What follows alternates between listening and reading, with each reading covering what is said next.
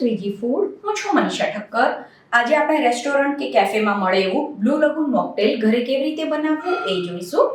તો ચાલો આને બનાવવાનું શરૂ કરીએ.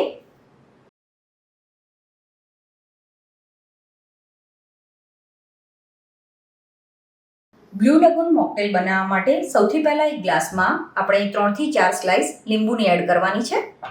પછી આ રીતનું ક્રશર તમને કોઈ પણ વાસણવાળાની દુકાને કે ઓનલાઈન મળી જશે. તમારે જો ઓનલાઈન આને પરચેસ કરવું હોય તો ડિસ્ક્રિપ્શન બોક્સમાં હું આની લિંક આપી દઈશ. હવે લીંબુની જે સ્લાઇસ છે એને આ રીતે થોડી ક્રશ કરી દેવાની છે. અત્યારે આપણે બ્લુ લગૂન મોકટેલ બનાવીએ છીએ. તમારે આ જ રીતે બીજા કોઈ મોકટેલ શીખવા હોય તો મને કમેન્ટ કરીને જરૂરથી જણાવજો કે તમે કયું મોકટેલ શીખવા માંગો છો. પછી આના માટે જે બ્લુ કોરેસો સિરપ આવતું હોય છે એ યુઝ કરવાનું છે. તો 3 થી 4 ચમચી જેટલું આ સિરપ એડ કરવાનું છે. પછી 4 થી 5 બરફના ટુકડા એડ કરવાના. અને હવે આમાં સ્પ્રાઇટ એડ કરવાની છે.